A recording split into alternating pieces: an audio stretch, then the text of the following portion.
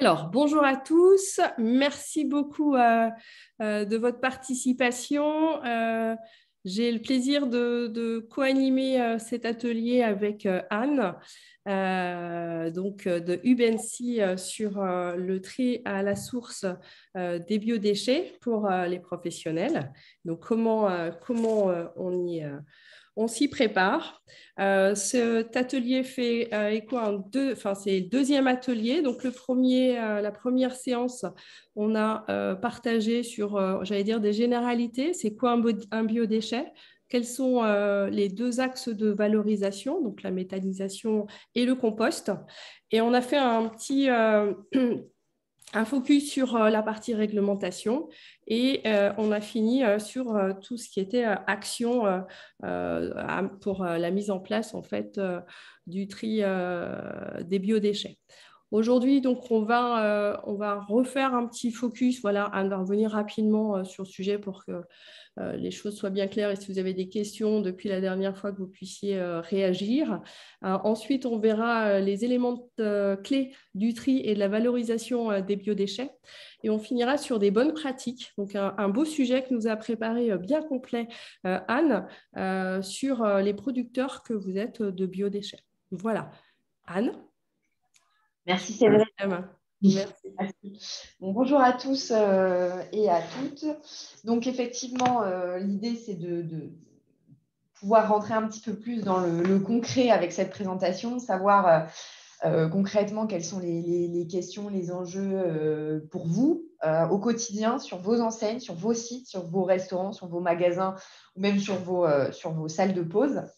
On commence donc avec, il y avait une petite reprécision sur la définition pour ceux qui n'étaient pas là la semaine dernière. Qu'est-ce qu'on appelle un biodéchet? Donc, un biodéchet, c'est un déchet alimentaire de cuisine issu. Alors, il peut être issu de toutes sortes de producteurs, de toutes sortes d'activités, hein, les restaurants, les traiteurs, les magasins, les salles de pause des bureaux. Enfin, voilà, c'est tout ce qui va. Ça englobe tous les déchets qui sont biodégradables, en tout cas qui peuvent être dégradés par des processus naturels. Qu'est-ce que ça représente aujourd'hui? Ça représente pour nous, ménages, un tiers de nos poubelles. Et puis, ça représente bien sûr, sur certains spécialistes du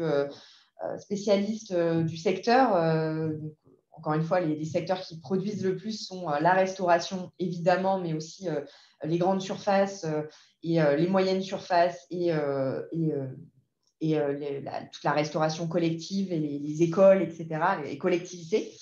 On peut avoir des proportions beaucoup plus importantes. On évalue environ à 140 grammes de biodéchets. On évalue en tout cas par repas produit 140 grammes de biodéchets, 140 grammes de restes alimentaires qui doivent être évacués et qui doivent être valorisés. Pourquoi est-ce qu'il y a un fort enjeu sur cette matière?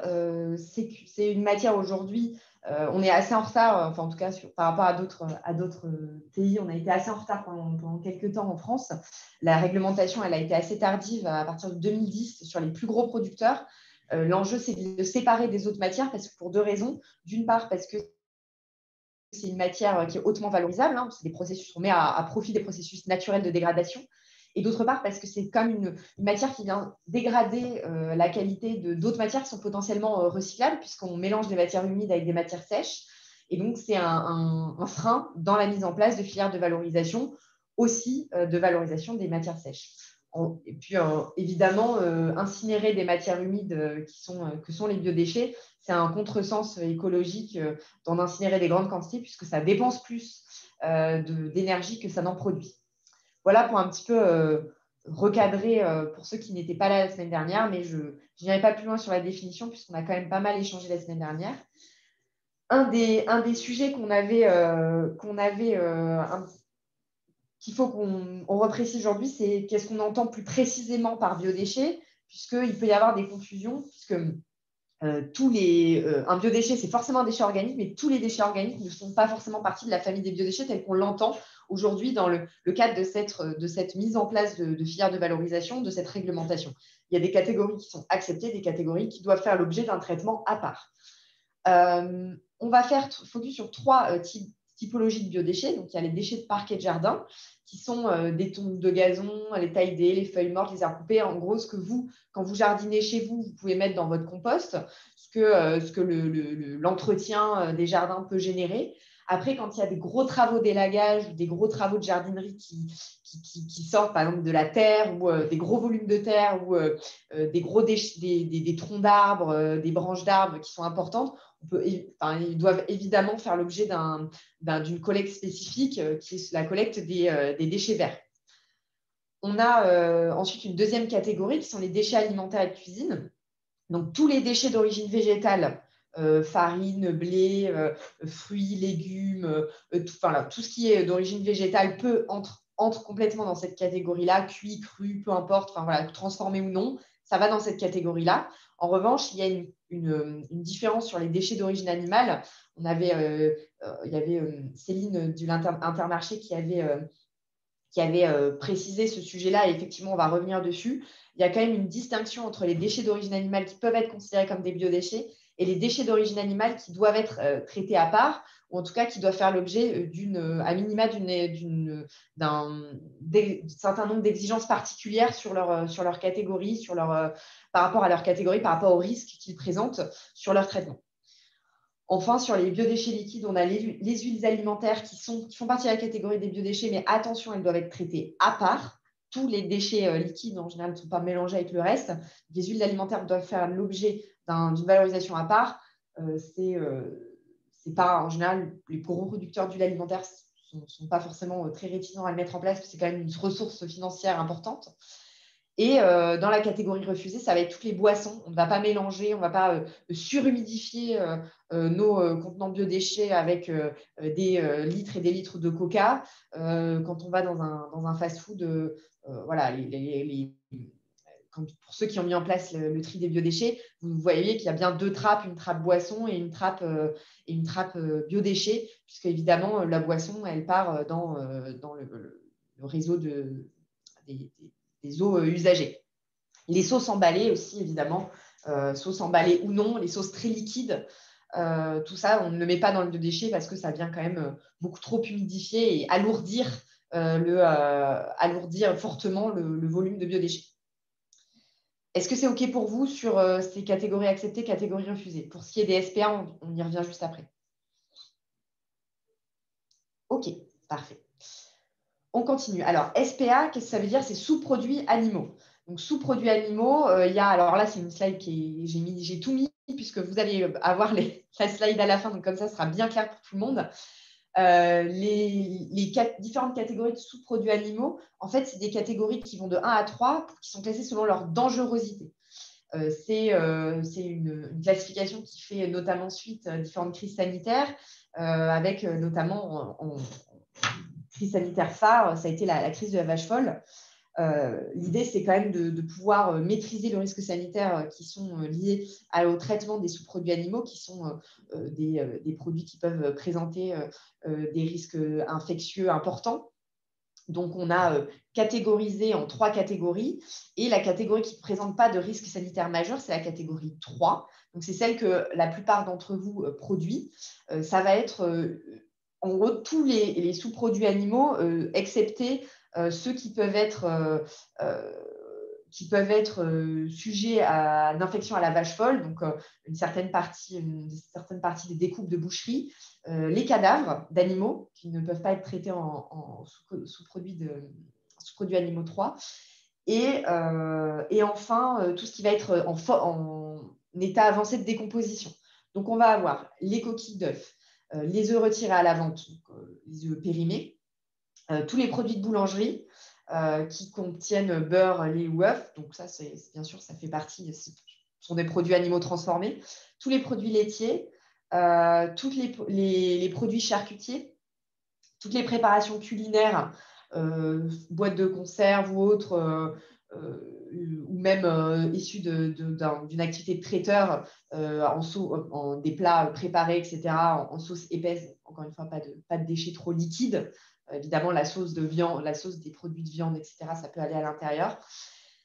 Les viandes cuites et crues, mais destinées à consommation humaine, les poissons et produits de la mer, les graisses animales, le miel, et tout ce qui va être aliments pour animaux. Aliments pour animaux, pas les lisiers, hein, bien entendu. Donc, ces sous-produits animaux, ils peuvent être traités par des prestataires dans le cadre d'une hygiénisation.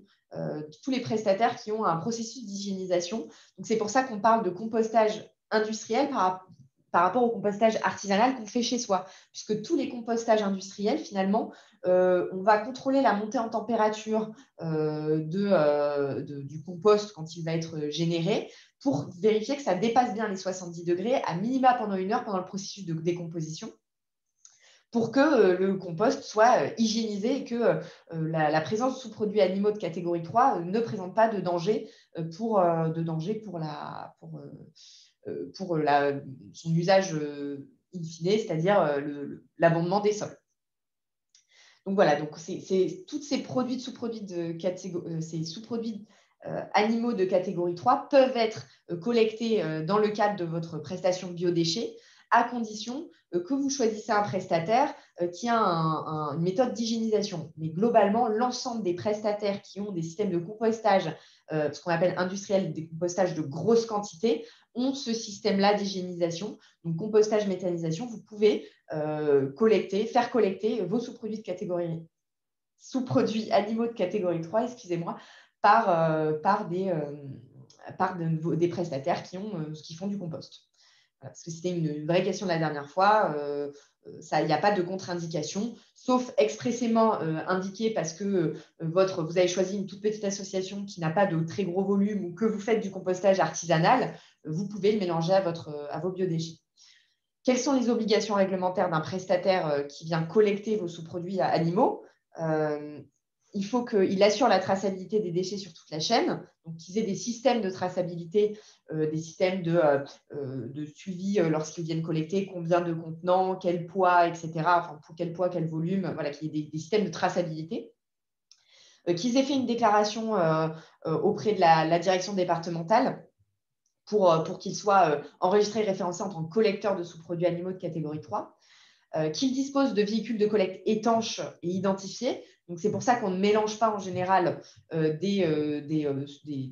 collecte des biodéchets avec la collecte des autres types de déchets, et qu'ils assurent le nettoyage et la désinspection de ces véhicules sur le lieu de vidage, en gros sur leur lieu de traitement des biodéchets. Et vous, en tant que producteur de biodéchets, vous devez assurer la propreté des bacs, la propreté de la zone de stockage des biodéchets.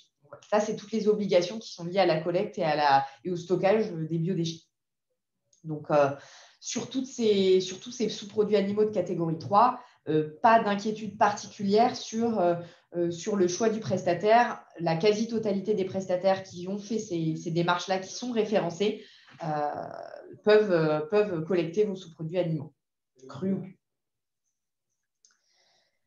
Est-ce que c'est OK pour vous ? Est-ce que c'est clair ? C'est clair. Parfait. Ensuite, vous avez la catégorie 1 et 2. Ce sont des catégories qui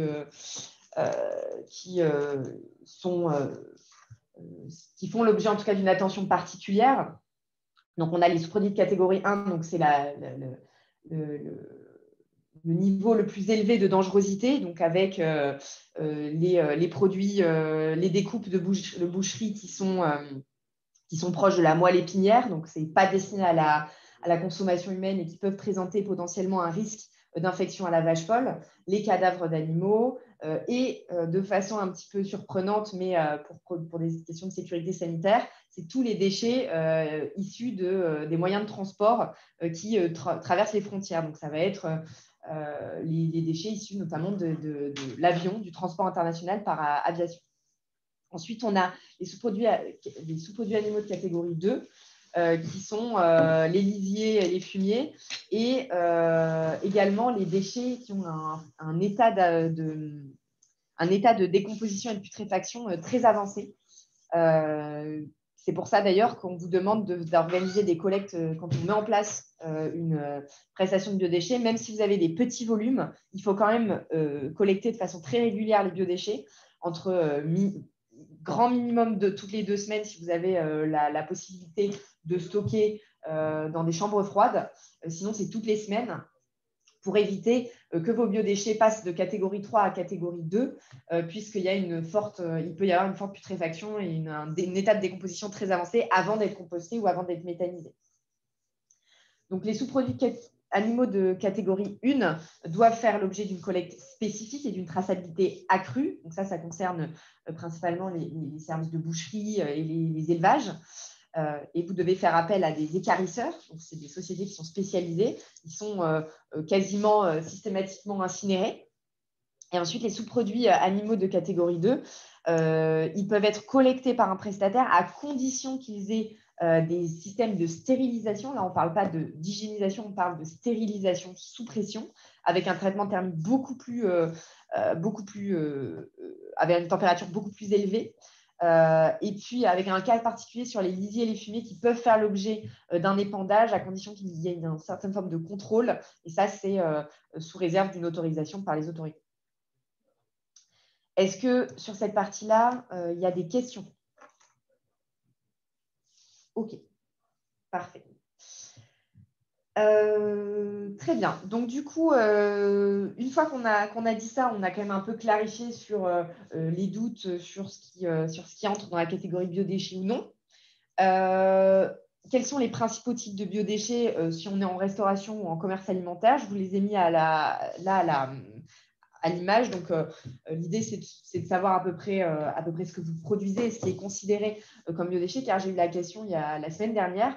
Est-ce que mon pain sec, c'est un biodéchet, alors que voilà, on sait que le pain n'a pas le même système de décomposition, ça n'a pas le même aspect, ça n'a pas le même poids qu'un biodéchet de préparation? Ben, oui, tout à fait, ça rentre dans la catégorie des biodéchets, donc ça doit être pris en compte par exemple, dans la réponse à la réglementation.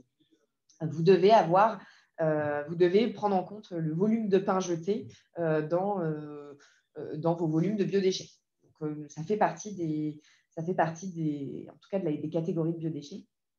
Donc là, vous avez toute la liste, vous avez même ce qu'on appelle excusez-moi, une certaine forme de biodéchets secs, quand vous avez des pâtes, etc. Ça rentre dans la catégorie des biodéchets. Petite précision sur les biodéchets de salle de pause qui n'apparaissent pas à l'image. Le marc de café fait partie des biodéchets et c'est un biodéchet hautement valorisable. Donc, si vous avez envie de pousser la démarche jusqu'au bout, que vous avez des très gros consommateurs de café dans votre entreprise, le marc de café fait partie de la catégorie des biodéchets.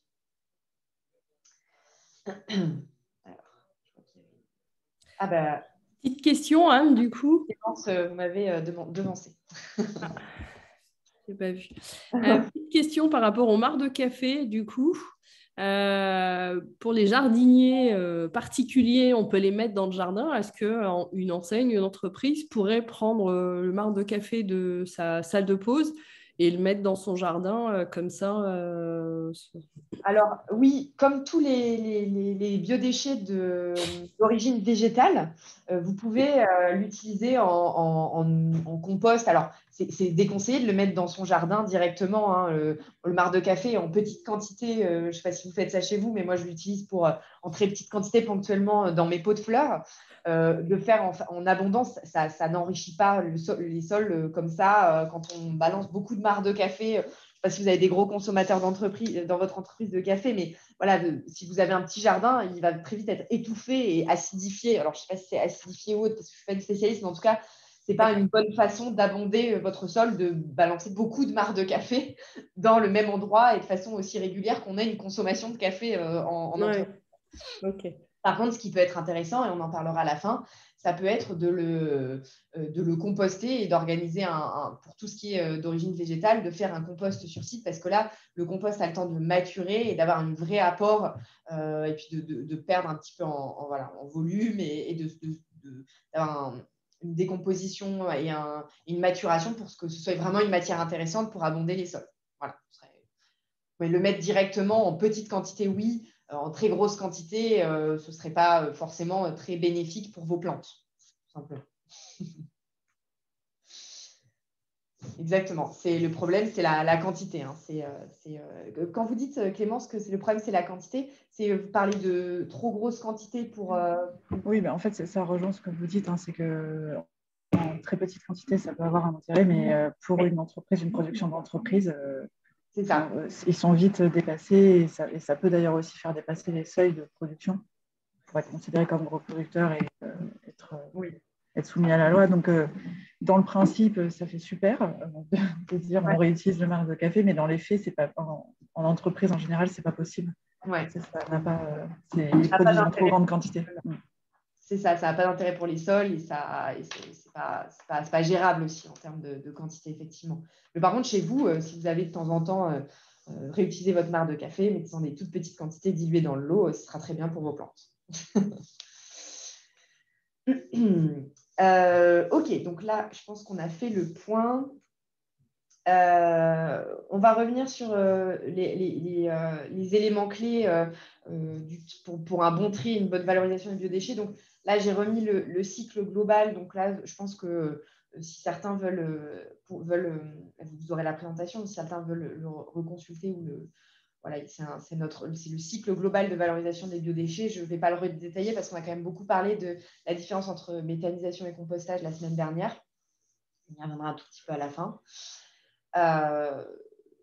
L'importance et le point clé dans le système de valorisation des biodéchets, c'est ce qu'on appelle le tri à la source. Ça, c'est vraiment le point sur lequel je vais insister. En fonction de la typologie de structure que vous dirigez et dans laquelle vous travaillez, vous n'allez pas du tout avoir les mêmes contraintes de tri à la source. Parce que l'enjeu principal de la valorisation des biodéchets, c'est de les séparer avant même de faire le geste de jeter. Quand on parle de tri à la source, de toute manière, c'est avant de faire le geste de jeter, je sépare déjà mes matières. C'est-à-dire que je ne vais pas faire d'étapes de mélange pour avoir ce qu'on appelle après des étapes de surtri. Donc, le biodéchet ne peut être valorisé que s'il est trié à la source et séparé des autres types de matières. Donc, c'est de mettre en place un système pour que le biodéchet soit identifié, donc savoir où est-ce qu'il est produit, et puis qu'on puisse facilement le séparer et le stocker dans des contenants à part. Donc, pour avoir les bons contenants, il faut aussi calculer le volume de biodéchets produits. Donc, évidemment, les systèmes de calcul et pour anticiper ces problèmes de tri à la source, ça varie fortement entre si vous êtes une grande et moyenne surface, vous avez des systèmes de comptage qui peuvent vous aider. Si vous êtes une restauration, vous avez des ratios, vous pouvez même, il me semble qu'il y avait même le groupe Bertrand avec qui j'avais échangé, qui avait fait des pesées régulières pour avoir des ratios propres à son activité. Donc ça, c'est aussi une bonne solution pour anticiper ces sujets-là et pour travailler sur le tri à la source. On a Laura qui est avec nous. Oui, c'est ça. Tout à fait. Alors, je ne sais pas comment vous aviez mis en place ce système de pesée parce que c'est Karine qui m'avait dit que vous aviez une estimation très précise du volume de biodéchets. Quel était votre Pour moi, on avait lancé des pilotes sur différents topologies de restaurants sur plusieurs semaines pour avoir une idée en fonction de quelle enseigne, combien on a de biodéchets en moyenne par jour. Exactement. Ça permet d'avoir des estimations beaucoup plus précises, beaucoup plus fines, parce que les ratios de l'ADEME restent des ratios génériques selon le type de restauration, par exemple, et ne permettent pas toujours de bien dimensionner dès le départ. Et puis, ça permet aussi derrière de savoir réellement ce que vous jetez, puisque quand on pèse, on voit aussi ce qui est jeté. On voit si c'est des restes de repas, on voit aussi si c'est des déchets de préparation. Ça permet aussi derrière d'avoir des actions là-dessus. Donc voilà, donc c'est s'interroger sur le tri à la source, c'est s'interroger sur qu'est-ce que je produis et combien j'en produis. Les erreurs de tri les plus fréquentes, je vous les ai mis ici. L'idée, c'est de se dire, ce qui est normal, le tri des biodéchets aujourd'hui, ce n'est pas forcément évident pour tout le monde. Ça reste quelque chose d'assez neuf, d'assez nouveau. Et vous avez sans cesse vos équipes ou même vous posez des questions. Est-ce que ça y va? Est-ce que ça n'a pas l'air d'un biodéchet? On a tous des préjugés sur ce que doit avoir l'air, doit avoir l'air un biodéchet. Et donc, du coup, là, l'idée, c'est d'évacuer un certain nombre d'erreurs de tri. Puis, peut-être que vous avez des questions derrière à vous, des sujets qui reviennent dans votre tête. Vous pourrez poser la question. Les emballages plastiques non biodégradables, donc ça, ce ne sont pas partie des biodéchets, sauf si vous avez une prestation de biodéchets conditionnée. Dans ce cas-là, votre prestataire vous dit, vous dites, par exemple, vous êtes une grande surface, je jette beaucoup de biodéchets, je veux que mes biodéchets soient valorisés, mais désemballer l'ensemble des biodéchets, ce n'est pas possible. Dans ce cas, votre prestataire, il vous fait passer vos biodéchets par un déconditionneur. Et dans ce cas, le déconditionneur permet d'évacuer les emballages. Les filets plastiques. Anne, du coup, pour les plastiques biodégradables, comment on fait pour reconnaître un plastique qui est biodégradable d'un qui n'est pas dégradable? Alors déjà, c'est une question hyper intéressante parce que déjà, le terme aujourd'hui biodégradable, maintenant, la loi AGEC a interdit aux entreprises d'apposer cette mention sur leur plastique, même si ce sont des plastiques biosourcés avec de l'amidon, etc. Donc maintenant, c'est plus écrit dessus. Ce qu'il faut voir, c'est voir la résine. Vous avez normalement sur l'emballage ou dans les fiches techniques, les plastiques qui peuvent être compostés ou méthanisés sont des plastiques qui sont biosourcés ou issus de résines naturelles. On va avoir l'amidon de maïs, l'amidon de blé, vous pouvez avoir des assemblages. Alors attention quand même à bien valider avec vos fiches techniques que ce sont la différence entre les plastiques qui peuvent être méthanisés, parce que ce sont des matières où il y a pas mal de gobelets, des choses comme ça qui ont maintenant des assiettes aussi qui ont des matières qui peuvent être méthanisées ou compostées, et ceux qui ne peuvent pas être compostés, c'est-à-dire qu'ils vont gêner le processus de décomposition parce que leur décomposition, si ça ne passe pas par un accélérateur qui est le méthaniseur, il est beaucoup plus lent que le process de compostage qui dure entre 8 et 12 semaines. Vous voyez la différence? L'idée, c'est le compostage va avoir plus d'exigences sur la rapidité de dégradation de votre plastique biosourcé que le méthaniseur qui peut potentiellement avoir des broyeurs, qui a forcément des broyeurs d'ailleurs, mais qui va accélérer en tout cas fortement le processus naturel de décomposition. Anne, sur cette question, vous faites pas, vous vous référez pas aux normes? Si, bien sûr, il y a des normes, tout à fait. C'est pour ça que je vous dis, je parle des fiches techniques. Donc ça, c'est très important de regarder les fiches techniques pour voir quelles sont les applications qui sont autorisées, parce qu'un plastique biodégradable, enfin, maintenant c'est interdit, mais un plastique qui peut potentiellement se dégrader via des processus de méthanisation n'est pas un plastique qui peut être composté. Et d'autant plus un plastique compostable en conditions domestiques. Voilà, vous avez aussi cette nuance qui est sur certains types de plastique, d'ailleurs certains types de cartons, où on vous indique directement que ce sont des matières qui peuvent être compostées et valorisées directement en compost domestique à domicile. Donc, il faut forcément passer par ces fiches. Ce n'est pas indiqué sur les barquettes ou sur les objets, les gobelets, pour dire… En fait, il peut y avoir des confusions parce que le marketing est très fort pour dire…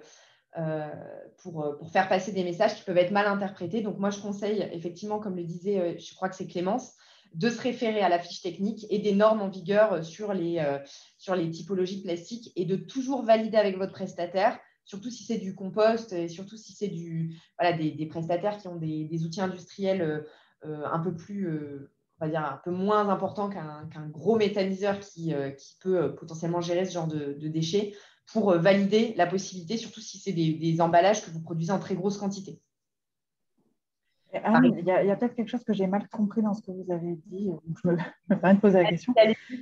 Du coup, j'ai cru comprendre là dans ce que vous venez de dire que toutes les matières compostables à domicile, on va dire, du coup, ne sont pas gérées dans des composteurs industriels ou des méthaniseurs? Si, en fait, peut-être que c'est moi qui ai mal expliqué. Vous avez différentes catégories de matières autres que biodéchets. Vous avez des matières qui peuvent être méthanisées, des matières qui peuvent être compostées industriellement et des matières que vous pouvez composter chez vous.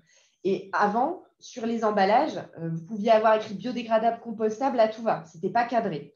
Ça ne faisait pas référence sur les emballages, en tout cas sur ce que vous achetez ou sur ce que vous consommez.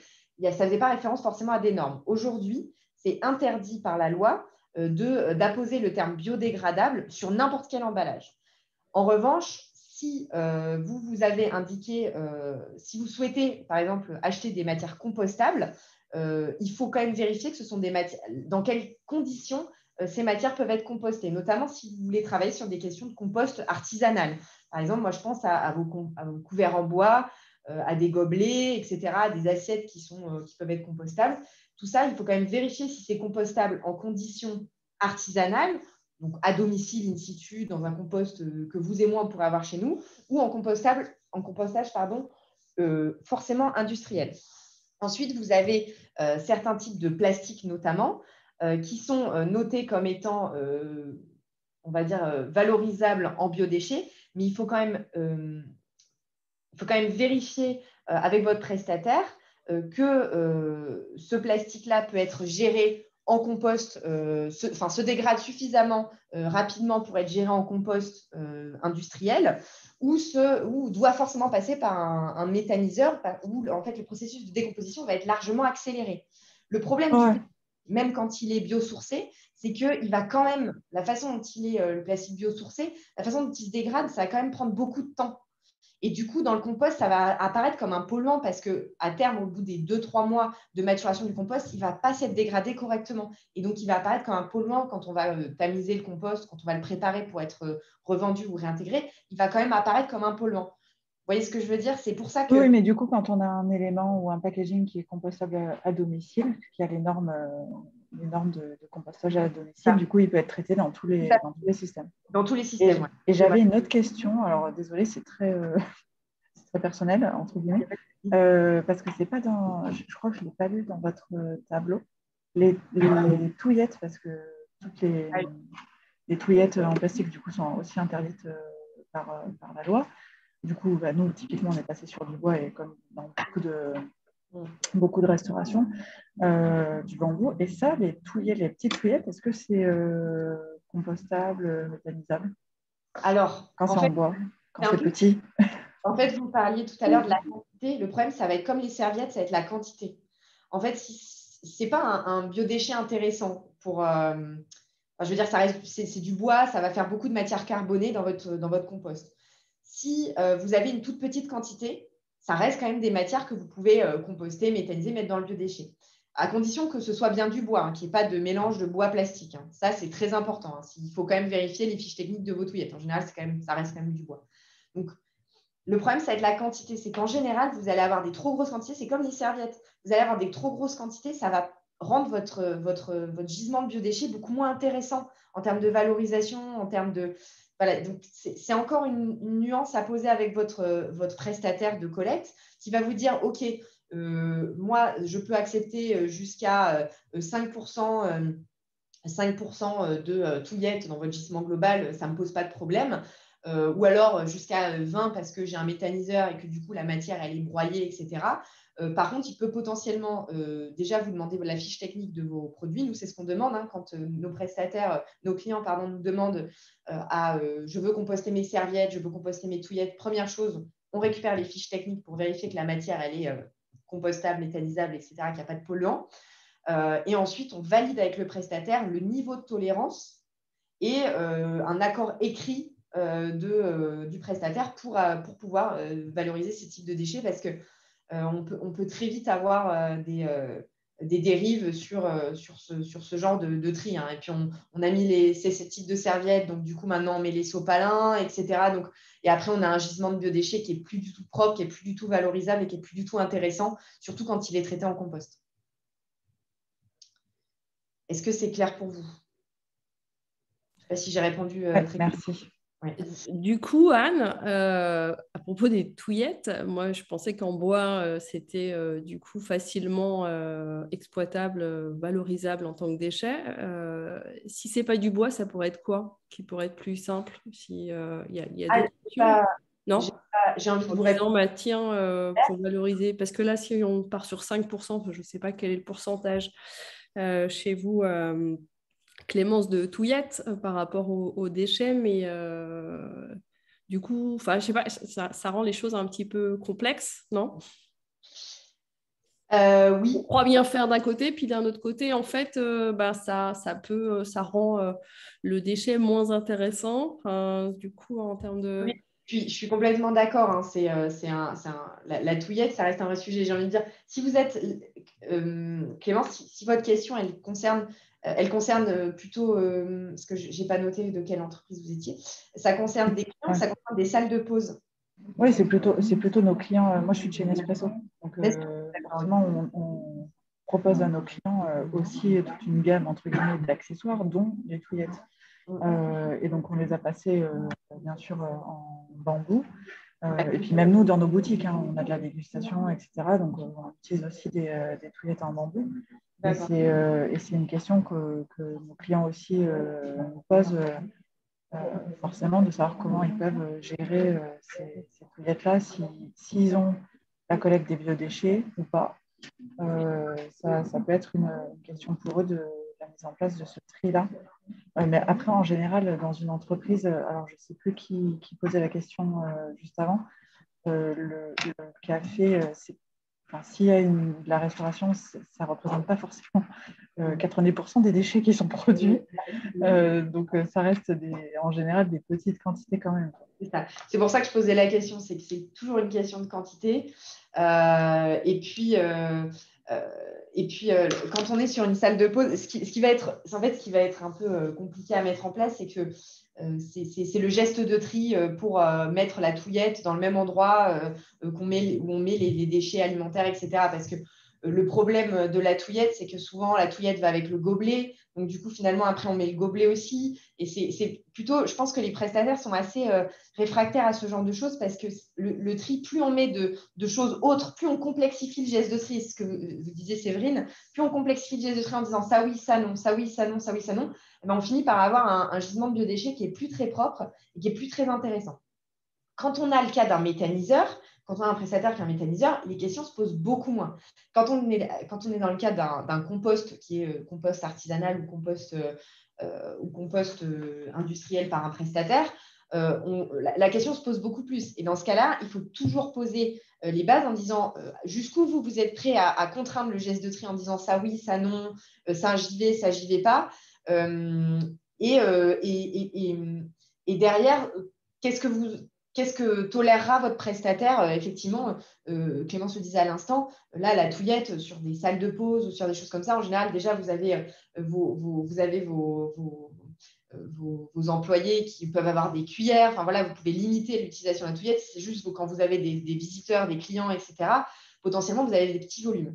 Par contre, quand, par exemple, un magasin Nespresso qui peut avoir potentiellement énormément de volume, quand je dis énormément, ça reste des touillettes, hein, mais des gros volumes par rapport au reste de biodéchets qui sont produits. Encore une fois, c'est là, en l'occurrence, il vaut mieux quand même s'assurer que le prestataire est OK sur le compostage. Après, à mon sens, si vous vendez des touillettes, chez Nespresso, vous vendez des touillettes qui ont dont la fiche technique et dont la norme dit que ça peut être composté à domicile, enfin, ça peut être composté ou valorisé en méthanisation, la question ne se pose pas. En théorie, c'est possible. C'est juste en pratique, toujours validé quand on met autre chose que du biodéchet tel qu'on l'entend dans la catégorisation des biodéchets, toujours validé avec le prestataire pour ne pas se retrouver avec des mauvaises surprises, type déclassement ou type, bah voilà, votre biodéchet, votre gisement, il me fait du compost qui n'est pas intéressant, il ne me produit pas beaucoup d'énergie, ça me demande beaucoup de surtri, etc. L'équilibre entre les matières organiques et les matières carbonées n'est pas très bon. Ce n'est pas une belle matière, voilà, ça m'intéresse moins de travailler là-dessus, ou j'aurais besoin finalement que vous affiniez votre tri. Ça apporte trop de polluants dans mon système de tri. Voilà, donc c'est toujours cette nuance à trouver. Le problème, quand on complexifie beaucoup les consignes de tri, c'est toujours de se retrouver avec des dérives parce que c'est un tri qui est nouveau. Et puis, plus les gens se posent des questions, moins c'est intuitif, moins ils vont faire l'effort et moins ils font l'effort si jamais ils ne sont pas très motivés par le sujet, j'entends. Donc voilà, c'est un petit peu une question de notion et toujours avoir la différence entre la théorie et la pratique. Oui, en théorie, si c'est compostable, vous pouvez le mettre dans le biodéchet. En pratique, si ça représente 90% de votre gisement, votre prestataire, il peut potentiellement pas être très intéressé pour avoir ce type de gisement. là où j'attire l'attention, parce que j'ai déjà vu le cas sur certains sites, c'est sur le stockage longtemps de certains, pour limiter les coûts, le stockage pendant longtemps de vos produits, de vos biodéchets. Attention à ne pas dépasser le niveau de putréfaction avancée, ou sinon votre prestataire risque d'arriver et de dire « Ah mais ça en fait je ne le collecte pas ». Et vous allez vous retrouver à devoir soit faire venir un camion spécialisé, soit le vider dans votre contenant non recyclable. Et pour avoir eu des clients qui ont voulu jouer à ce jeu sur ce niveau-là, ce n'est pas très rigolo de définir qui va vider la caisse palette, parce qu'on doit rendre la caisse palette, qui a vidé la caisse palette dans un autre contenant qui sera collecté, la caisse palette de biodéchets qui est en état de décomposition avancée. C'est vraiment pour ceux qui sont des gros producteurs de biodéchets, je mettrais quand même sur que ce soit des restaurants ou des surfaces de vente, attention quand même à ce sujet-là. Ça peut vite devenir un sujet très embêtant pour les équipes. Est-ce que c'est OK pour vous? Je continue. Clémence, est-ce que j'ai répondu à votre question ou est-ce que j'en ai apporté encore plus? Non, pas du tout. Merci. Très bien. Moi, je continue. Donc, pour éviter les erreurs de tri, on en a un peu parlé la semaine dernière. Donc, la sensibilisation des équipes, mettre en place des guides de tri, animer régulièrement, définir peut-être des ambassadeurs de tri, c'est une bonne solution. Des personnes qui sont très motivées par le sujet, qui peuvent faire des contrôles aléatoires pour vérifier le contenu des bacs. Toujours être dans l'échange avec son prestataire pour respecter les consignes de tri et éviter tout déclassement. Donc pour ça, la signalétique, c'est quand même un sujet important. Hein. Nous, ce qu'on fait, c'est qu'on a, en fonction du type de structure, on mettait en place des à déposer, à ne pas déposer pour éviter. On les mettait à côté de la grande signalétique pour si quelqu'un se pose la question, qu'il trouve assez facilement l'information qui lui manque. Donc, avec votre prestataire ou avec votre cabinet conseil, mettez en place une signalétique adaptée. Et puis, les conditions de conservation des biodéchets, encore une fois, j'insiste, pas dépasser les temps de stockage. Et puis, si possible, si vous avez des grosses quantités, investir dans un système de froid positif pour pouvoir réfrigérer facilement une zone de stockage pour éviter toute nuisance. J'ai fait un tout petit focus sur les huiles alimentaires. Je ne sais pas s'il y a des personnes qui connaissent mal le sujet.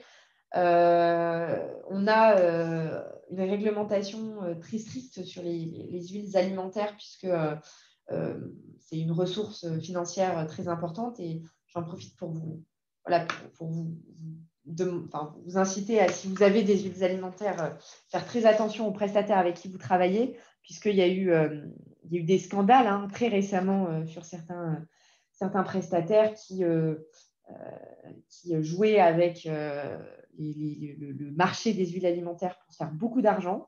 Donc, soyez bien attentifs là-dessus. Et puis, évidemment, si vous en produisez, sachez qu'en termes de stockage, ça prend très peu de place. C'est un fût. Donc, vous pouvez trouver une place assez facilement, même si vous en produisez peu, pour stocker vos huiles alimentaires. C'est une ressource financière importante. C'est racheté. Il y a beaucoup de collecteurs qui font des collectes à coût zéro. Donc, ça ne vous coûte rien. Et le fait de ne pas vider et d'inciter vos équipes à déjà vider ces huiles alimentaires, même sur des petites quantités, dans le réseau d'eau usagée, c'est interdit et puis c'est très polluant. Ça encombre les canalisations. Et puis, ça reste quand même une manne financière importante et puis ça ne demande pas beaucoup de gestion au quotidien puisque les prestataires se déplacent très, très rapidement et très facilement sur ce type. Et en plus, vous avez besoin sur ce type de déchets, et vous avez besoin d'une traçabilité pour justifier en cas de contrôle, pour justifier de la bonne gestion de vos huiles alimentaires, les bordereaux de fil, etc.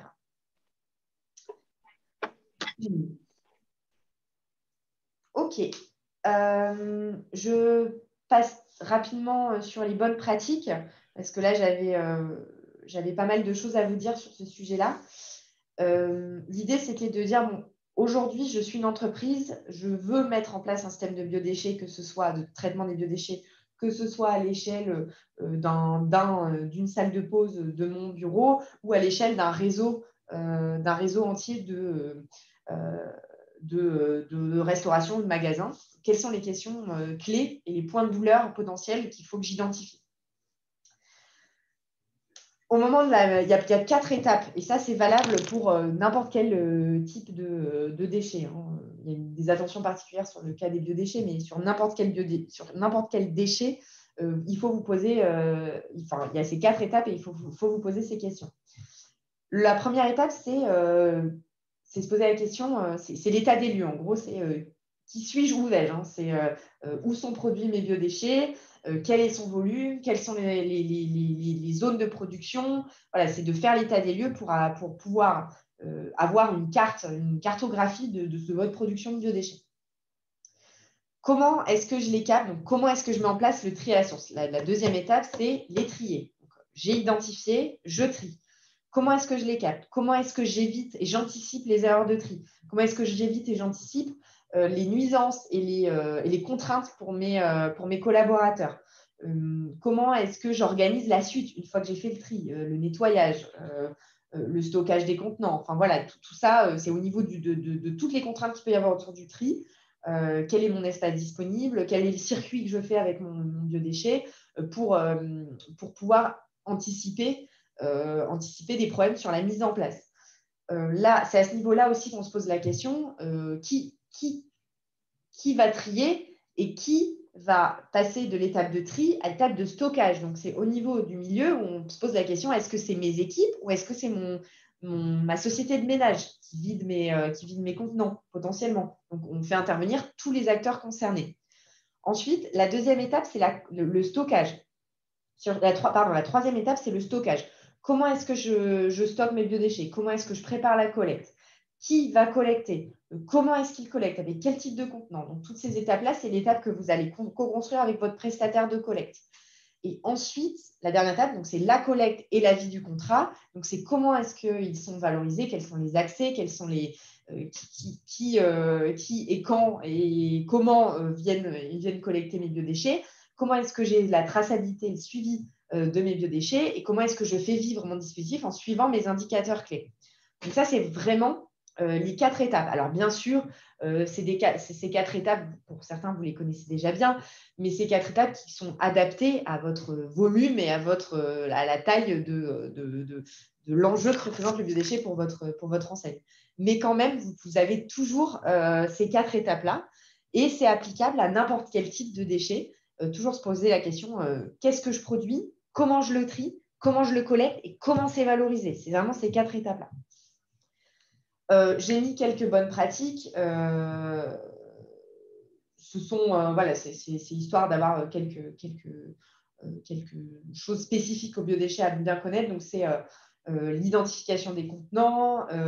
On évite les bacs 4 roues. Il y a certains prestataires qui vous proposent des bacs 4 roues qui sont des gros bacs qui vont peser, on est censé pouvoir pousser à la main, sauf que c'est des bacs qui ont des charges maximum quand même qui correspondent pas à le stockage des biodéchets. On peut avoir des problèmes pour les déplacer, des problèmes liés aux troubles musculo-squelettiques. Donc tout ce qui est bac 360, 500, 600 litres, on oublie. On n'utilise pas de bac 4 roues. Il vaut mieux s'en contenir aux 3 typologies de contenants, avec des très gros contenants adaptés au gros volume, c'est les caisses palettes, parce que les caisses palettes, il n'y a pas de troubles, de problèmes liés au déplacement, puisque ce sont des déplacements qui sont opérés avec des transpalettes. Pour ceux qui n'ont pas de transpalettes et qui ne peuvent pas stocker, qui ne produisent pas de gros volume, on privilégie les bacs 2 roues, des 120 litres ou 240 litres, qui sont un 240 litres bien rempli pèse déjà plus de 100 kg, donc il faut le savoir. Ou alors, pour les tout petits volumes, vous privilégiez des petits bioseaux ou des tout petits contenants, des petits fûts qui sont proposés pour les petits fûts. Vous apportez une attention particulière à qui nettoie mon contenant, parce que le biodéchet, c'est un déchet. On n'oublie pas ce qu'on a dit au début, hein, il faut s'assurer de la propreté des contenants. Donc, qui le nettoie? Si c'est mon prestataire, c'est le sujet, mais vraiment, si c'est dans mes équipes, c'est savoir le client, littéralement, qui le nettoie, qui va laver le bioseau, qui va laver les contenants, enfin voilà, qui va laver la zone, il faut définir ces sujets-là, hein, parce que très vite, sinon après, ça peut se renvoyer la balle assez facilement entre le prestataire et le client, et ça, il faut que ce soit clarifié dès le début. Si on a une grosse production ou des nuisances potentielles, conserver les biodéchets dans un endroit en dessous de 15 degrés, c'est ce qu'on appelle le froid positif. Donc, ça permet quand même de stocker en toute, sur une semaine, par exemple, sans constater de dégradation avancée. Et travailler sur la fréquence des collectes pour éviter la dégradation si jamais on n'a pas la possibilité d'avoir un stockage en froid positif. Donc ça, c'est vraiment, peu importe quelle structure je veux mettre en place une solution pour mes biodéchets, peu importe la structure que je représente, je me pose sur ces 4 étapes et je me pose toutes ces questions. Ce qu'on va faire, c'est qu'on va travailler sur 3 dispositifs types. Alors, je pense que si pour chaque espace, chaque dispositif type, il y a des enseignes qui ont mis en place des enseignes de restauration de grande ou moyenne surface ou des enseignes qui l'ont mis en place dans leur salle de pause, qui veulent témoigner sur leur dispositif.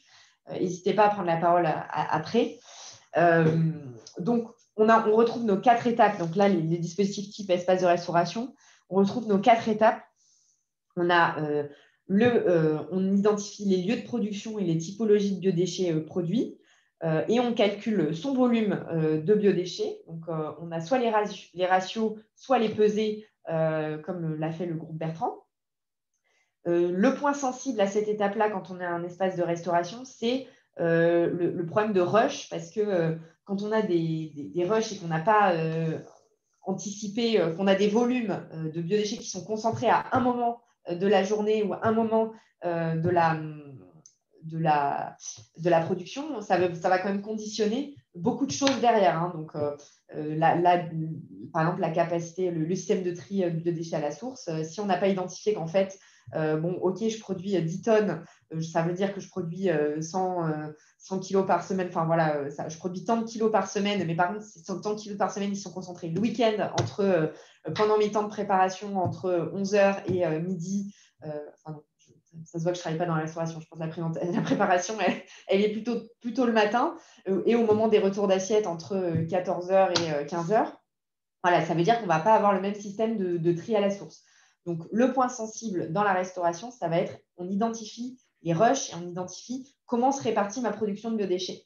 Ça permet d'une part de travailler sur les biodéchets à la source, le tri des biodéchets à la source, mais ça permet aussi de travailler sur les jours et la fréquence de collecte. Donc, c'est assez structurant. Voilà, donc c'est vraiment un point sensible.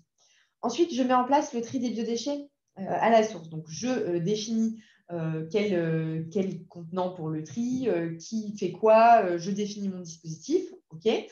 Les points sensibles, ça va être qui nettoie et comment est-ce que je fais vivre la qualité du tri. Parce qu'en fonction de si on est à la préparation, où en général, on ne va pas avoir trop de problèmes sur la qualité du tri, ou au retour d'assiette, ou attention à ce que font les clients quand ils mélangent leurs biodéchets avec leur capsule de yaourt ou leur touillette. Enfin, voilà. En l'occurrence, la touillette, c'est un autre sujet, mais voilà, leur serviette, si ce n'est pas des serviettes compostables. Voilà, c'est comment est-ce que je prévois ou comment est-ce que je travaille sur la qualité du tri. Moi, est-ce que j'accompagne mes équipes pour identifier ça, ok, je le mets dans mon biodéchet, ça, non, je le mets dans mon DIB. Donc, voilà. Donc, c'est vraiment les 2 points sensibles à ce niveau-là. Ensuite, sur le stockage, on met en place des caisses palettes de 500 litres ou des bacs de route de 140 litres ou de 120 litres si on est une petite structure. On contacte un prestataire, on définit qui est le prestataire, on dimensionne avec lui les contenants et les fréquences et on définit les conditions d'accès. Donc, le point sensible, ça va être les fréquences de collecte. Hein, très clairement, c'est à ce moment-là qu'on a en général le coût de notre prestation déchets et on a un peu tendance des fois à mal dimensionner ces fréquences de collecte pour limiter les coûts supplémentaires. attention à ce moment-là à quand même à travailler sur la fréquence et à éviter les nuisances de stockage et les nuisances liées à la collecte, notamment si vous êtes un restaurant de Marseille qui ne va pas avoir les mêmes contraintes que votre restaurant de Lille, au niveau de la chaleur en été notamment. Enfin, la collecte, au moment de la collecte, ça va être, on définit les conditions de collecte, donc c'est l'accès et l'horaire des collectes. Ça, c'est vraiment un point sensible parce que comme les collecteurs ont des tournées, si vous ne définissez pas dès le début quelles sont les conditions d'accès et les conditions d'horaire, vous pouvez être mis aléatoirement dans telle ou telle tournée et du coup ne pas être collecté au moment où c'est opportun pour vous.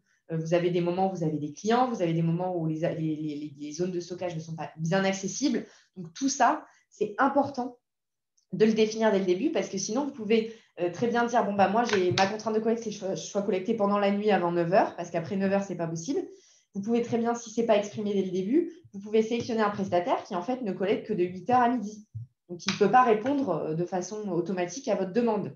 Donc, une fois que vous êtes engagé, après, il faut faire avec. Une fois qu'on a un engagement avec un prestataire, c'est un contrat, il faut faire avec. Donc, ça, c'est vraiment un point sensible, l'accès et l'horaire des collectes. Ensuite, le nettoyage des contenants, encore une fois. Là, tout à l'heure, on avait le nettoyage des contenants de tri à la source. Là, on travaille sur le nettoyage des contenants de collecte. Est-ce que c'est un échange ou est-ce que c'est un vidage? Si c'est un échange, pas de sujet. En général, le prestataire prend en charge le nettoyage et l'hygiénisation des bacs. Si c'est un vidage, il faut se mettre d'accord sur soit vous nettoyez les bacs, soit vous mettez en place des grandes sachs parce que votre prestataire vous l'autorise, que vos biodéchets soient stockés en sachs pour éviter d'avoir à salir le bac. Ça, c'est le deuxième point sensible de cette dernière étape. Donc, voilà pour un dispositif type et les points sensibles sur chaque étape. Je ne sais pas si des enseignes de restauration veulent compléter ou… Il y a Jean-François ou Laura, je pense, qui peuvent… Au revoir Clémence, je vois votre message. Au revoir Clémence. Laura, Jean-François, peut-être des réactions? Alors moi, on n'a pas de restauration chez nous. Oui, mais vous avez quand même, il y a un peu, non? En fait, en magasin, moi, la problématique que j'ai, c'est que, alors, non, je sais pas qu'il n'y a pas beaucoup de place, c'est qu'en fait, on va générer très peu de biodéchets. En fait, le si peu, en fait, c'est justement, c'est quoi la quantité minimum pour se dire, est-ce qu'il y a un intérêt à mettre une collecte de biodéchets? Parce que chez nous, en fait, on va pas générer de biodéchets si ce n'est les dégustations qu'on met pour les clients. Donc, on va retrouver des boîtes ouvertes et du pain, mais voilà, sur une journée, c'est très peu. On va pas pouvoir le garder longtemps. Ouais. D'accord. Là où c'est le plus intéressant chez nous, c'est sur notre site de production, par contre. Ouais. D'accord. Ok. Alors, sur votre site de production, du coup, vous avez plus ou moins les mêmes problématiques qu'on vient d'évoquer à l'instant. Par contre, c'est vrai que sur les autres sites, votre question, alors il y a deux réponses possibles. C'est soit la réponse réglementaire en se disant, le seuil il est fixé aujourd'hui à 10 tonnes jusqu'en fin 2022. Au 1er janvier 2023, ce sera 5 tonnes. Et à la fin de l'année 2023, de toute façon, vous devrez le mettre en place. Donc, est-ce que vous attendez d'être contraint par le volume que vous générez? Dans ce cas-là, il faut faire des pesées, regarder un petit peu ce que vous produisez, voir si dans les ratios de l'ADEME, vous êtes en capacité de savoir où est-ce que vous vous situez. Donc, ça, c'est la réponse réglementaire. Après, la réponse technique, ce serait de se dire, si vous voulez le mettre en place, dans tous les cas, mais que vous trouvez que les solutions ne sont pas adaptées à votre volume, là, les solutions évoquées, c'est de se dire, est-ce que j'ai des prestataires qui peuvent me proposer des systèmes alternatifs avec des collectes en tout petits contenants, donc des bioseaux, par exemple, avec des sujets de mobilité douce. Voilà, vous pouvez travailler sur… On en reparlera un petit peu après, mais sur un choix de prestataires plus adaptés que ceux qui collectent en caisse palette ou en bac, qui sont des prestataires qui sont adaptés pour les grosses collectes, les gros volumes. Ou alors, si c'est, pourquoi pas, sur un système de compost in situ, si c'est du café, si vous avez la volonté de le mettre en place, ça a d'autres contraintes, on en parlera aussi tout à l'heure, mais voilà, c'est sur des solutions techniques, il y a des choses qui existent pour répondre à vos besoins, mais répondre très clairement et en disant que c'est à partir de temps qu'il faut le mettre Oui, en non, place. j'entends bien. Ouais. Non, mais c'est faut quantifier, il faut commencer par là et on verra après. En fait, vous vous situez à la première étape, c'est dire quel est où est-ce que je me situe, où est-ce que je le produis et quelle quantité. Parce que sinon, tout à fait. pour apporter une réponse, hormis la réponse réglementaire en se disant, bon, de toute façon, en 1er janvier 2024, il faudra que vous le fassiez. Si vous voulez anticiper et mettre en place des pilotes, commencez par là. De toute manière, de ce que vous me dites, apparemment, vous n'avez quand même pas des grosses quantités. Donc, non. vous êtes sans doute en dessous des seuils réglementaires pour le moment. Mais c'est bien de se poser la question dès maintenant.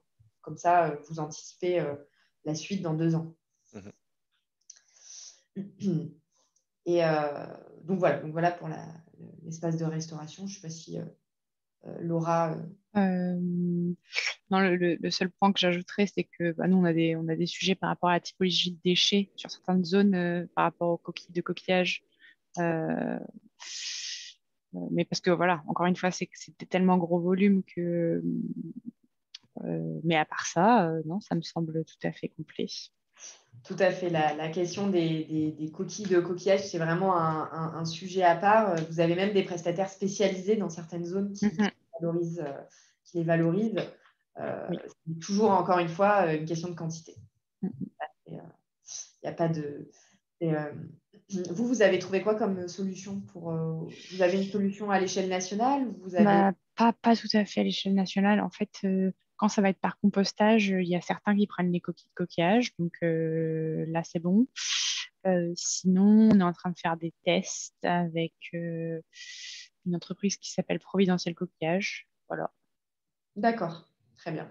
Bon, voilà, c'est mettre en place des pilotes et voir ce qui fonctionne et ce qui est valable en termes de budget aussi, parce que tout à fait. Ça a forcément un impact.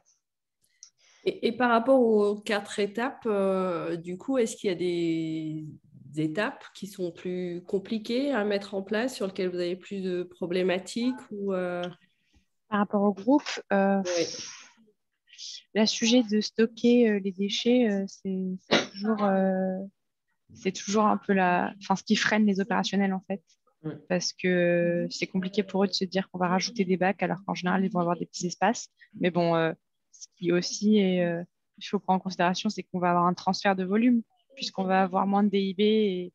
Donc, en général, c'est sur ça qu'on joue. Voilà, et puis la formation forcément, mais après on a des e-learning et puis les prestataires nous accompagnent avec des formations sur site, ce qui est très efficace. Donc non, à part ça, pas de problème d'erreur de tri ou de rejet de certains prestataires? Non, franchement non.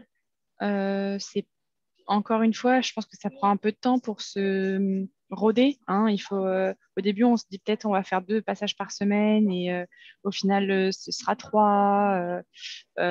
Donc, en fait, il faut juste communiquer avec les opérationnels, le prestataire. Mais je pense que la plupart des prestataires sont au courant qu'en fait, en fonction du lieu, de l'activité, parce qu'aussi on est un peu en dents de scie par rapport au Covid, etc. etc. Il y a des adaptations, quoi. On a vu une différence entre les premières années et maintenant sur certains établissements. Et aujourd'hui, les restaurateurs vous diront ça marche super bien, ils sont très contents. Mais c'est vrai qu'au début, c'est un peu de logistique. C'est sûr. Ça demande en tout cas un temps d'adaptation parce que autant ça peut être très vite intégré, je pense, aux grandes surfaces qui le font depuis un petit moment, mais autant pour beaucoup de personnes qui travaillent, pour les opérationnels, c'est quand même un geste qui est nouveau. Donc, c'est le mettre en place et l'intégrer dans les pratiques de tous les jours. Tout à fait.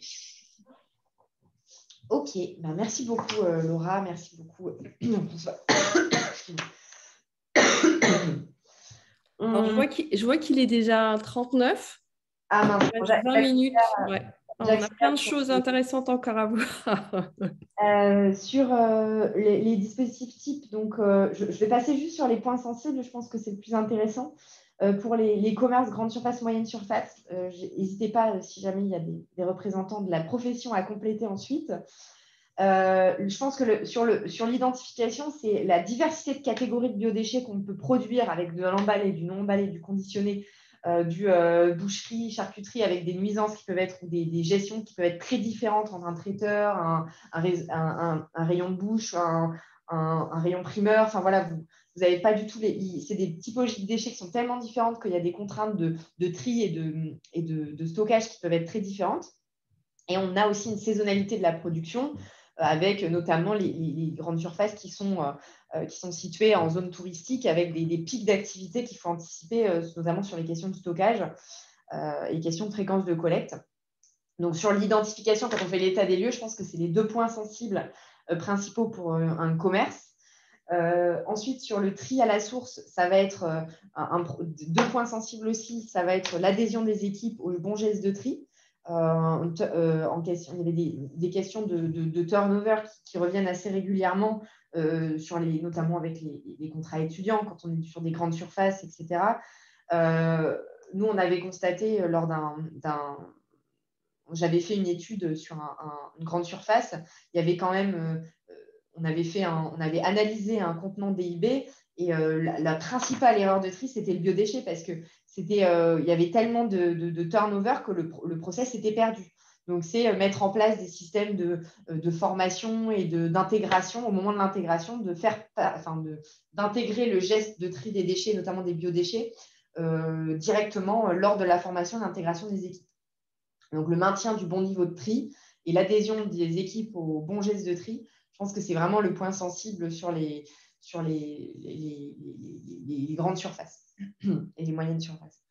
Ensuite, sur le stockage des biodéchets, donc, le point sensible, ça va être l'espace de stockage, parce que souvent on est sur des gros volumes, donc il faut gérer son espace de stockage et vous avez beaucoup de typologies de déchets différentes sur le même site. Donc, il faut quand même anticiper ce sujet-là. Et des fois, les différenciations entre le biodéchet qui est conditionné et le biodéchet qui ne l'est pas. Parce que vous pouvez avoir des prestations qui sont différenciées, passer par des associations, par des systèmes de compostage sur le non conditionné, et puis devoir passer pour tout ce qui est conditionné par des méthaniseurs avec des déconditionneurs. Donc, certains sites font la différence. Ça permet aussi d'avoir une séparation entre certains rayons qui vont utiliser tel type de contenant et les autres, d'autres types de contenants. Donc, ça permet des fois de clarifier un petit peu les consignes de tri. Bien sûr, c'est à ce moment-là aussi qu'il faut faire collecter les sous-produits animaux de catégorie 1 et 2 par d'autres prestataires et à bien suivre ce sujet-là. Et sur la collecte, le point sensible, ça va être la même chose que les autres, ça va être l'accès et l'horaire des collectes. Souvent, c'est des horaires très contraints entre les livraisons et les horaires d'ouverture. Et la question du nettoyage des contenants pour avoir des contenants toujours propres et hygiénisés comme il se convient. L'idée, de toute façon, c'est dans ce genre de site, c'est toujours demander un échange, hein, parce que c'est beaucoup plus pratique. Et en plus, comme vous fonctionnez principalement, l'idéal, c'est de fonctionner en caisse-palette. Les caisses-palettes, les vidages, c'est quand même très rare. Hein. Je pense que d'ailleurs, moi, je n'ai jamais connu un prestataire qui faisait du vidage de caisse-palettes, mais c'est quand même beaucoup plus pratique en termes de gestion. Est-ce que y a des représentants de la profession qui veulent compléter ce que j'ai dit? Notamment sur les... Stéphanie, peut-être? à la source. Chez nous, ce n'est pas tout à fait pareil parce qu'au niveau des réglementations, on a 3 réglementations différentes en fonction des régions dans lesquelles on se trouve en Belgique. On est un petit pays, mais c'est bien compliqué. Donc, en Flandre, on est obligé de trier les biodéchets, mais pas encore en Wallonie ni à Bruxelles. Donc, déjà, ça, c'est pas toujours évident à gérer. Et on ne peut pas toujours mettre les mêmes types de déchets. Donc, voilà. C'est pas facile. Ouais, ça complexifie beaucoup, à mon avis, votre travail de mise en place. Ouais. Du coup, et ça, là, pour le moment, on l'a mis en place dans nos magasins en Flandre. Donc, certains magasins trient les biodéchets. Mais on se rend quand même compte que les coûts ne diminuent pas spécialement et en fait chaque année ça fait qu'augmenter. Donc on n'a pas, pour le moment on n'arrive pas à gagner d'argent sur le fait de trier les biodéchets. Donc là, quand la loi, je pense que c'est en 2023 ou 2024, va passer pour les 2 autres régions. ils sont déjà dans tout à la direction, ils sont déjà dans tous leurs états en se disant mince, ça va encore nous coûter plus cher que ce que ça nous coûte déjà à l'heure actuelle. Donc voilà, c'est pas le sujet le plus le plus facile, quoi. D'accord, c'est super intéressant, merci beaucoup. De rien. On a présenté la réglementation en France, mais je ne connaissais pas la réglementation en Belgique. Ouais, non, la réglementation en Belgique, c'est assez compliqué parce que ça diffère clairement d'une région à l'autre. Donc, toutes les régions n'ont pas les mêmes normes de tri et n'ont pas, c'est les mêmes prestataires qui vont venir rechercher les déchets, mais les normes de tri sont différentes. Donc, pourtant, on est un tout petit pays, hein, on pourrait faciliter les choses, mais pourquoi faire simple quand on peut faire compliqué? Donc voilà. En Wallonie, par exemple, on doit trier, mais en fonction d'un certain seuil.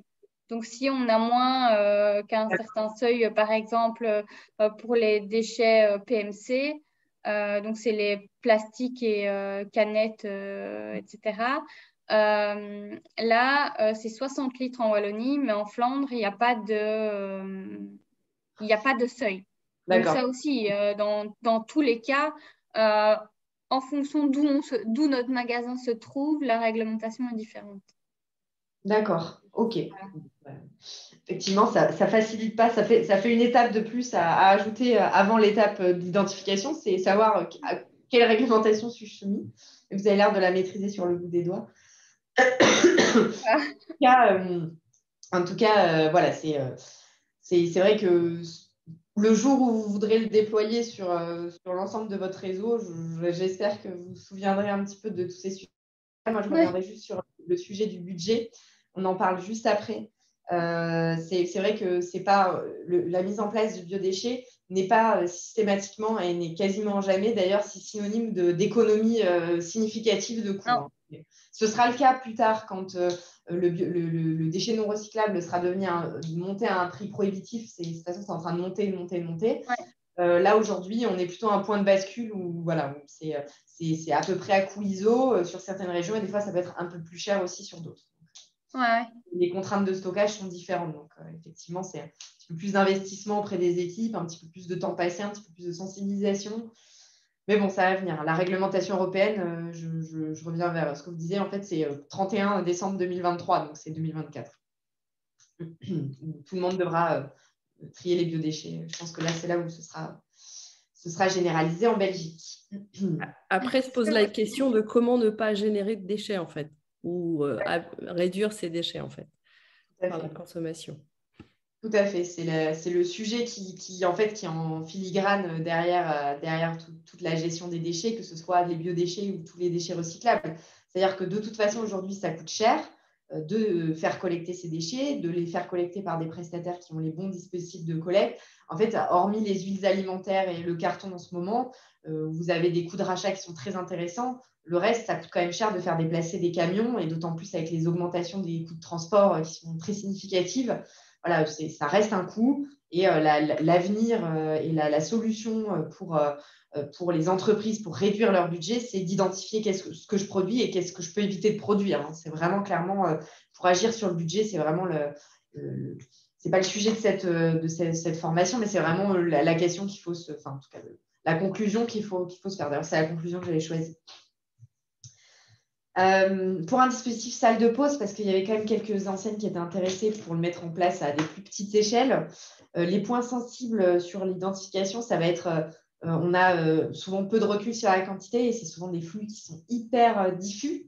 Donc, c'est savoir où est-ce que je le produis et combien j'en produis pour anticiper finalement le niveau d'intérêt du sujet. C'est toujours intéressant et moi, je vous encourage à le mettre en place. En tout cas, pouvoir cibler les autres étapes. En tout cas, c'est très important quand même d'avoir un petit peu de recul sur ce qu'on produit et sur ce qui est jeté.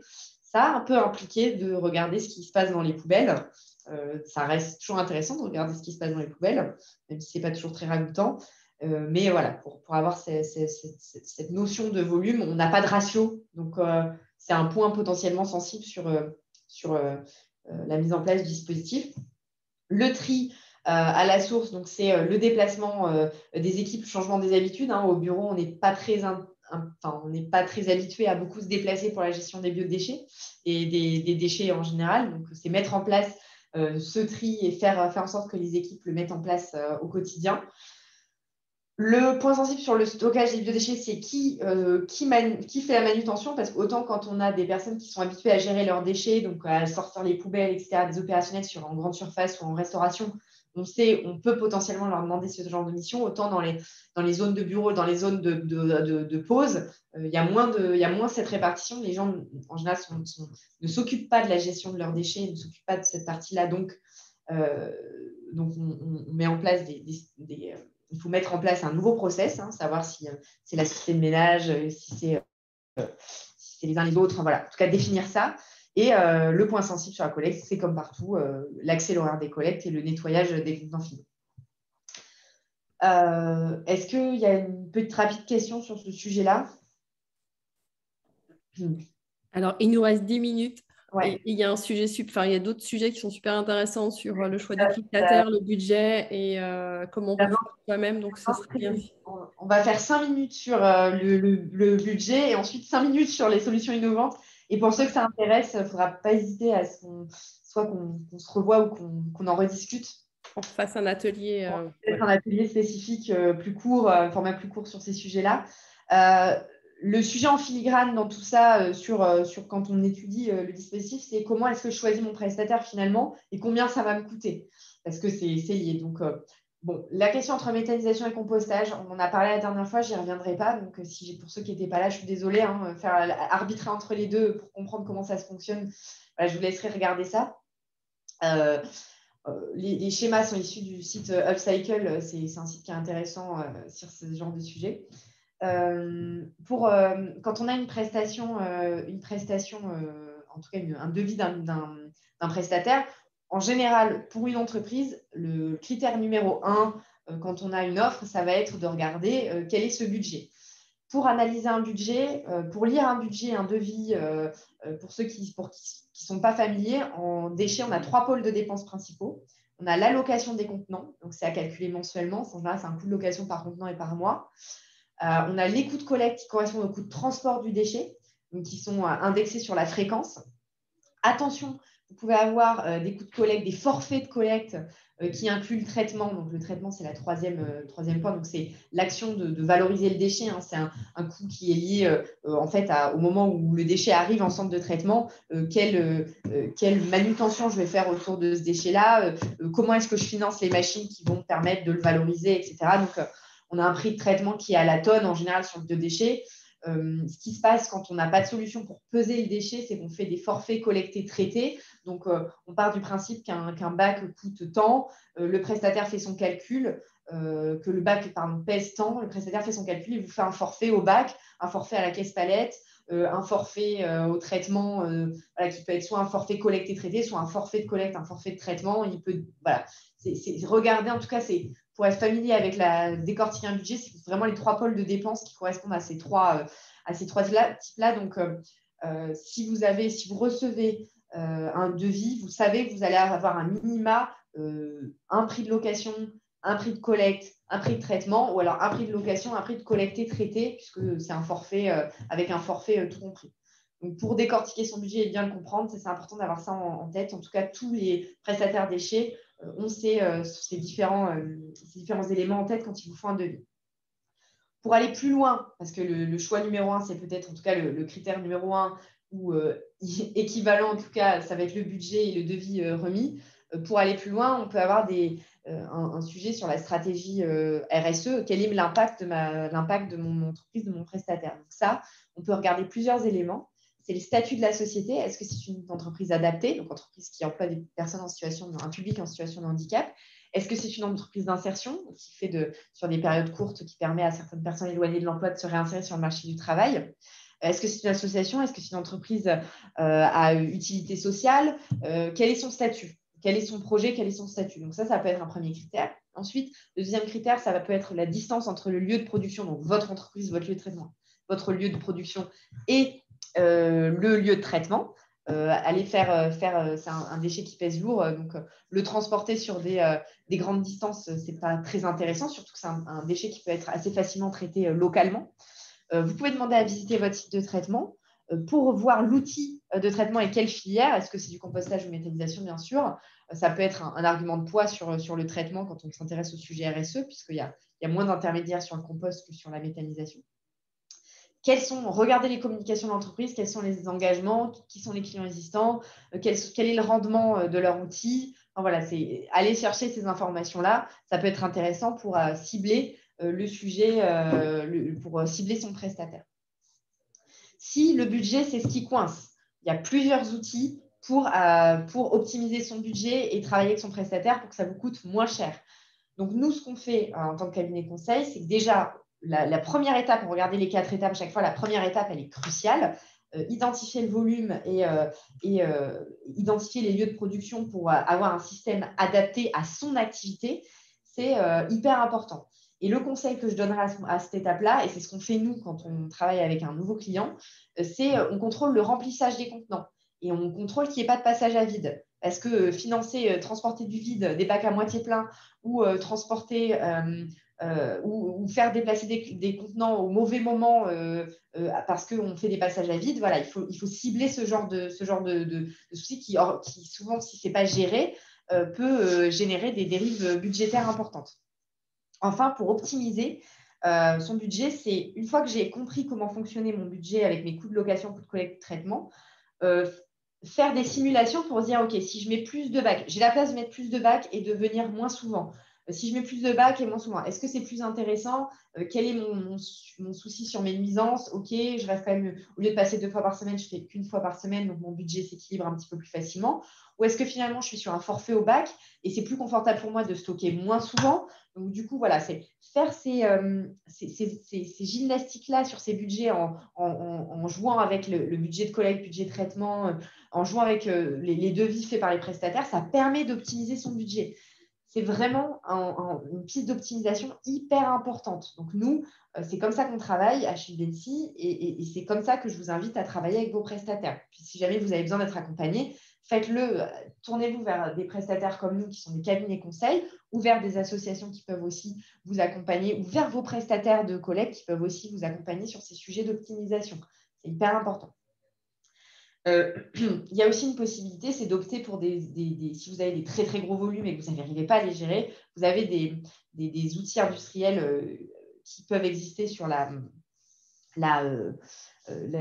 l'optimisation du stockage des biodéchets avec des déshydrateurs, des équipements qui permettent de décomposer, d'accélérer la décomposition pour perdre en volume, pour diminuer le volume des biodéchets qui sont quand même des déchets qui sont très volumineux et très lourds. J'avais fait 2 focus, un focus, là il me reste... Oui, parce qu'il reste 2 minutes. Je voulais juste savoir s'il y avait des questions par rapport au budget, si c'était suffisamment, si ça correspond à ce que vos attentes, c'est des réponses à vos questions. Enfin, c'est bon pour vous? Ou est-ce que ça nécessite de refaire quelque chose d'un petit peu plus détaillé? Non, c'est bon pour moi. Très bien. Moi, le seul point que je trouverais intéressant, c'est le suivi des KPI, justement. Et une fois qu'on a ces volumes et qu'est-ce qu'on fait ou quels sont les leviers que vous connaissez qu'on pourrait utiliser. Très bien. Ouais, c'est sur ces KPIs, nous, en tant que cabinet conseil, on s'appuie pour avoir des stratégies d'amélioration continue et des stratégies de bonne gestion. Effectivement, les KPIs, ce que j'évoquais, le remplissage, les tonnages, le nombre de collectes, etc., tout ça, c'est sur ça que nous, on travaille en tant que cabinet conseil, effectivement, et qu'on pilote avec nos clients, dont le groupe Bertrand fait partie. Oui. On pilote, en tout cas, on fait partie en partie, je précise. On pilote et on va, par exemple, notamment sur le réseau Burger King, améliorer après la mise en place des premières collectes. On identifie les signaux faibles qui disent, alors sur ce site, ça fonctionne bien, sur ce site, ça ne fonctionne pas très bien. C'est comme ça qu'on travaille, effectivement. Donc, je n'ai pas trop le temps de vous présenter, mais ce que je voulais vous dire parce qu'on me pose souvent la question, mais attendez, je veux faire du compost chez moi, j'ai un espace vert, je veux faire du compost, je veux faire quelque chose de plus vertueux et éviter de transporter du déchet. Alors, c'est possible, mais gardez bien en tête que si vous faites du compostage artisanal, vous aurez toujours les SPA3, sauf si vous êtes un producteur de fruits et légumes. Vous aurez toujours les SPA3 à traiter de façon séparée et vous pourrez mettre uniquement les biodéchets d'origine végétale dans votre compost artisanal. Et le deuxième point important, c'est qu'il faut quand même, ça reste quelque chose qu'il faut entretenir et qu'il faut faire vivre. Un compost, ça ne vit pas tout seul. Donc, c'est savoir qui s'en occupe et qui le gère au quotidien. La deuxième solution alternative, on me pose des questions, c'est qu'aujourd'hui, il reste, je voudrais avoir des déshydrateurs, des composteurs mécaniques, etc. Ça existe, mais c'est un coût très important. Nous, on a fait des premiers chiffrages, c'est 60 000 € environ, plus ou moins 10 000 € en fonction du modèle, hein, bien sûr, en fonction de l'entreprise, pour une capacité de 30 tonnes sur des très gros producteurs. Ce n'est pas beaucoup, hein, 30 tonnes. Donc, c'est quand même des très gros investissements. Et c'est possible de composter le reliquat, de composter sur site le reliquat. Alors, si je peux intervenir très rapidement, chez Truffaut, c'est la piste qu'on a. Parce que notre problème, ce n'est pas un problème, on n'a pas de gros volumes de biodéchets alimentaires, mais on a des gros volumes de déchets verts. Donc, on va commencer la semaine prochaine un test justement avec Upcycle. Dans le magasin qui produit le plus de déchets verts, il produit 27 tonnes, voilà, ce qui est un coût de traitement assez important. Et on a calculé que le fait de mettre un composteur et de sortir un compost normé, on en donnera à des associations, mais on pourra en vendre une partie. On arrive à un payback en 3 ans à peu près. Donc, économiquement, c'est quand même accessible. Et on a visité des supermarchés aussi ou des épiceries qui avaient aussi ces composteurs upcycle et ça semblait vraiment très qualitatif et ça marchait très bien. Voilà. Bon, nous, c'est un peu spécial parce qu'on va ajouter les biodéchets qui seront une partie minime dans les déchets verts, mais ça fera un compost quand même. Tout à fait. On vous tiendra au courant des résultats puisque le test commence la semaine prochaine. Avec grand plaisir, Gilles. C'est une piste effectivement qui avait été choisie par le siège de Truffaut. Et comme vous le disiez très justement, quand on s'intéresse toujours à mettre en rapport au volume qu'on produit et à la typologie de déchets qu'on produit pour faire des simulations financières, c'est toujours important de travailler là-dessus pour voir en combien de temps finalement l'investissement qu'on met, parce que c'est quand même un investissement qui peut faciliter la gestion quotidienne de ces sujets-là. Comment est-ce qu'on rentabilise cet investissement et se faire accompagner par des entreprises qui sont spécialisées, c'est une excellente piste en tout cas. Merci beaucoup. Dernière petite question. Je vais te laisser conclure hein, Anne. Juste par rapport à ça, pour rebondir, est-ce que vous souhaitez qu'on aille plus dans le détail sur les solutions alternatives ou voilà, enfin, ma question c'est on est en train de travailler sur le planning des ateliers du deuxième semestre. Est-ce que c'est un sujet qui vous intéresse ou est-ce qu'il y a sur la partie budget ou qu'est-ce qui vous intéresserait qu'on travaille ou dans lequel on rentre plus dans le détail sur les biodéchets ou déchets de manière globale?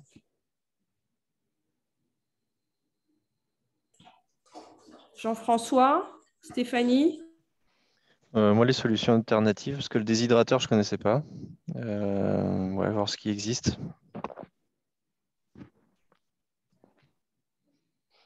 Ok. Enfin, peut-être que Truffaut pourra nous faire visiter. C'est ça. Ouais. Son magasin. Je crois que c'est en région parisienne, c'est ça? Vous avez le micro coupé, par contre. Oui, Gilles, on ne vous entend pas. C'est à la Ville du Bois, mais on va faire un deuxième test en Bretagne pour avoir des magasins de tailles différentes. Et les pistes sur lesquelles je travaille, c'est aussi tout ce qui est les dons ou les Too Good To Go ou Phoenix, ou les choses comme ça. Il y a beaucoup de sociétés qui font plein de choses. J'aimerais des échanges d'expériences pour voir séparer le bon grain de l'ivraie, quoi. Ça me permet de faire une transition intéressante sur, sur la conclusion, puisqu'effectivement, quand on s'intéresse, là, les solutions que vous évoquiez sur l'anti-gaspi, finalement, sont peut-être finalement l'étape à réfléchir quand on voit le volume de biodéchets qu'on produit, travailler sur l'enjeu de demain qui est l'enjeu de réduction des déchets. Et effectivement, s'intéresser à des solutions alternatives au-delà des solutions alternatives pour gérer le volume de biodéchets, c'est les solutions alternatives et innovantes pour éviter la production de ces biodéchets-là. Et effectivement, Too Good To Go, c'est connu, Phoenix, c'est connu. Vous avez plein d'assauts étudiantes, des frigos solidaires, des choses comme ça qui sont en capacité aussi de récupérer une partie de vos déchets à DLC courte, par exemple, ou les invendus en fin de service. Enfin, voilà, vous avez plein de solutions alternatives. Et c'était ma conclusion en disant on conclut où on ouvre sur le sujet de l'anti-gaspi, qui est quand même le sujet structurant des années à venir.